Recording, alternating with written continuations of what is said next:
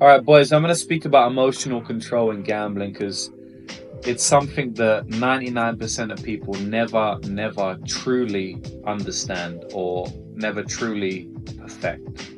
And it's something that I'm not going to say I still struggle with it, because I don't struggle with it, but I still have to keep my emotions in check, and I still have to make an actual effort to keep my emotions in check. I have been betting for many years, 15 years, and it's taken me around 10 to fully control my emotions when it comes to gambling. And like I said, even these days, 15 years in, I still have to make an effort at times to control my emotions, right?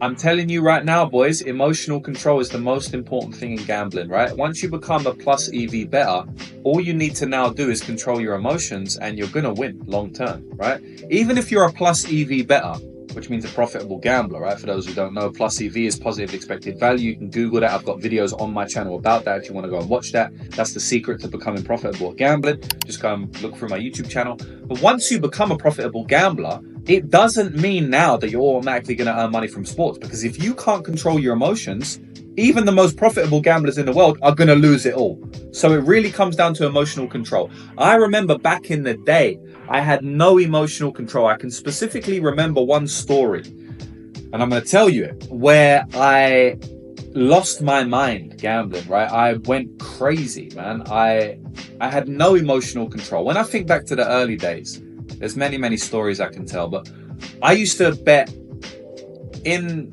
the area I lived, in London, South London, and I used to bet not online at all, but physically inside physical brick and mortar bookmakers. I used to walk into a building that was owned by a bookmaker, whether it be Ladbrokes, whether it be Corals, whether it be Betfred, whether it be William Hill, whether it be Paddy Power. All of these bookmakers were physical bookmakers that you could walk in, write your bets on a bet slip and place the bets, right? And that's what I did for 7, 8, 9 years of my gambling career. I literally did that. I didn't even bet online at all. I dabbled a little bit, but I basically didn't bet online at all. I remember one time where I put all of my money on one selection. And I used to do this a lot over the first 2 or 3 years, 4 years of me gambling. I put tons of money on one selection. And this was a period where I was betting on football only. I wasn't betting on horses. I wasn't betting on dogs. I was only betting on football or soccer, if you're American, right? I can't remember who it was, but I bet on a team to win, right? And they won, and I doubled my money, right? I turned £900 into £1,800, roughly. And then I did the exact same thing again. I put that £1,800 on Arsenal to win. And it's so funny because at the time, I vividly remember me believing that I'd cracked the game of gambling, right? I'd been betting for like 2-3 years. And I vividly remember saying to myself, James, you can do this long term. You can do this as a job. All you need to do is keep betting on who wins. And eventually you're going to have like £100,000 and you can retire. You know, I'm like 17 years old. I'm thinking I can retire on £100,000 or at least invest it, right? But I only had £1,800, 1,800. It's so funny because I genuinely believed that I could just keep rolling over my money, putting the entire amount of my money on one selection, just one, and just keep winning and then just earn $1 million or whatever it was over time. I actually believe that, which is absolutely ridiculous when I think back to it now. Obviously, I'm going to lose at some point. I just didn't believe I would lose because I didn't know anything about gambling. I was an idiot, right? Like 99% of gamblers. And that's why we can make money today, because 99% of gamblers don't know what they're doing, right? And we do. That's why we have an edge over them. But back to the story. I put £1,800 on Arsenal to win. And bearing in mind, £1,800 at 16, 17 years old or whatever I was, it's a lot of money, right? Like that is a lot of money at the time, to me anyway. So obviously they didn't win. I put the money on. They drew 0-0. I remember specifically. I was watching the game live on my own and I was going crazy during the game. Every time they missed the shot, I would get angry. I would shout.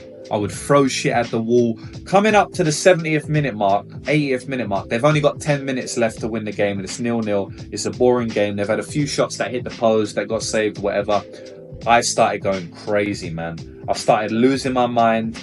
I started punching the wall in my house, fucking up my knuckles, like hitting the wall super hard, like grabbing my hair, pulling my hair out. I couldn't believe that I was about to lose £1,800. I thought this was a sure thing. I definitely thought Arsenal was going to win. And these motherfuckers are drawing 0-0. I had no emotional control. Absolutely none.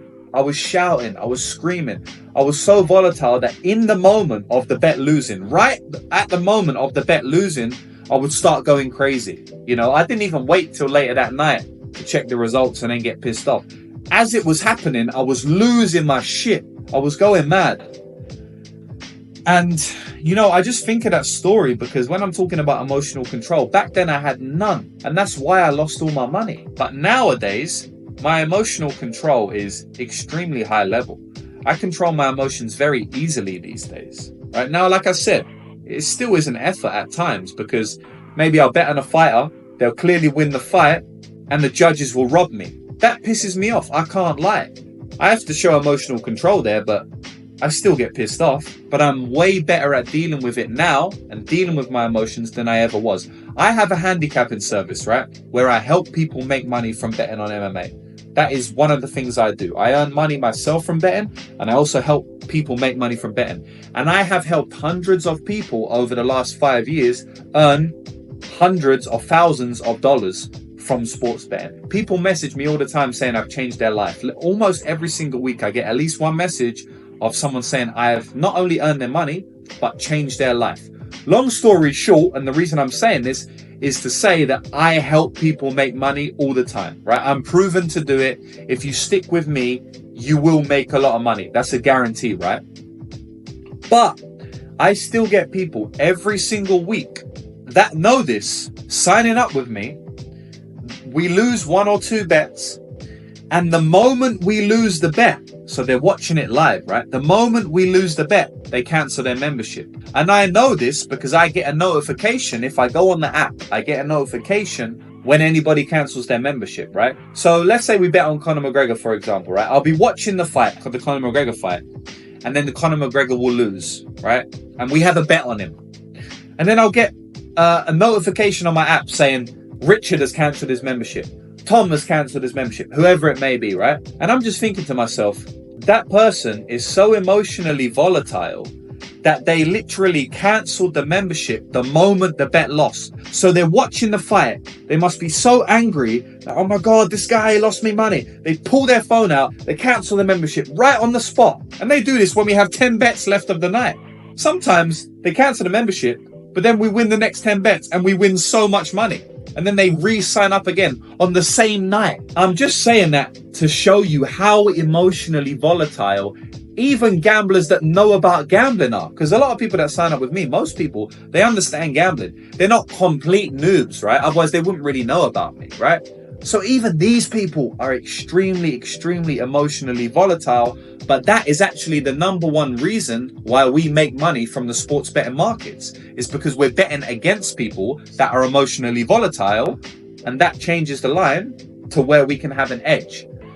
So the whole video, right, is just to say that 99% of gamblers are extremely emotional, and 97% of gamblers will never learn to control their emotions. So if you can be in the 1 to 3% of people that learn to control their emotions, believe me, believe it, boys, you will earn a lot more money than the average person. And that's what we're trying to do out here. We're trying to earn a lot of money. So that's it, boys. Control your emotions in gambling and you will end up profitable.